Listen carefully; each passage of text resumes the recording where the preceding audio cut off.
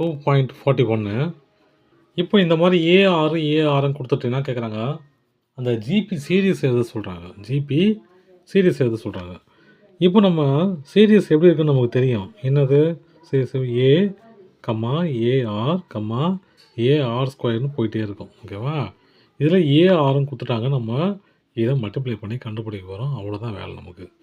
First ஒன்று ஏ கொடுத்துட்டாங்க இல்லையா? ஃபஸ்ட்டு சம்மு ஃபஸ்ட்டு டம்மு -7 ஆகுது. செகண்ட் டேர்ம் நான் பாருங்கள், ஏஆர் கண்டுபிடிக்கணும் இல்லையா? ஏஆர் என்னது -7 × 6 42 -42 இல்லையா? அப்போது -42.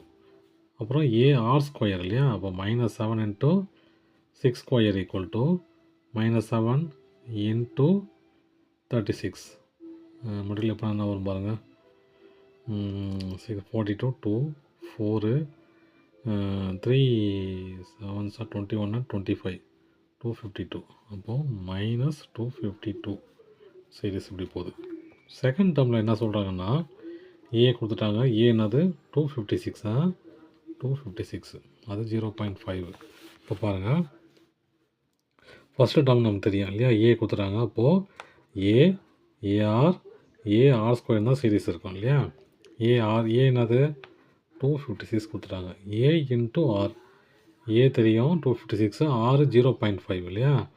அப்போது 256 × 0.5 33 25 28 8 2 10 12.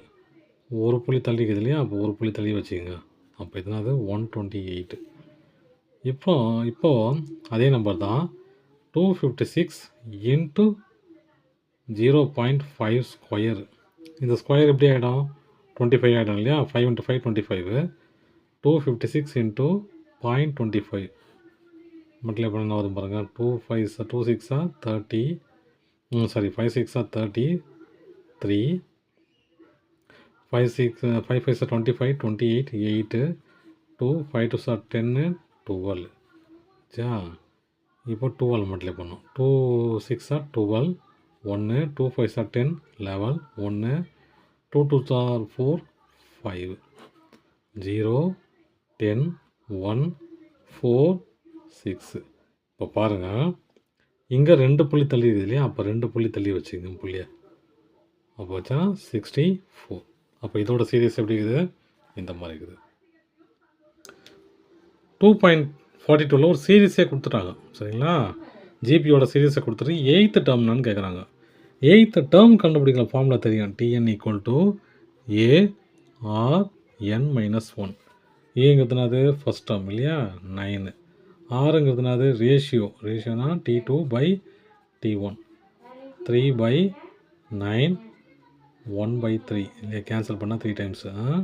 அப்போ R = 1/3. இப்போ இந்த வேல்யூ எடுத்து இதில் போடுறோம். T 8 தானே? 8. ஏன்னா டேர்ம் 8th டேர்ம் தான் கண்டுபிடிக்கணும் இல்லையா? T8. ஏ என்னது 9 × R என்னது 1/3 பவர் n என்னது 8 - 1.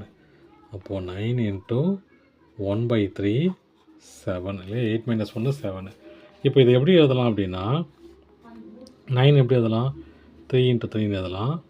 3ஆக இருக்கிறதுனால நான் மாற்றிக்கிறேன், வேறு எதுவும் இல்லை.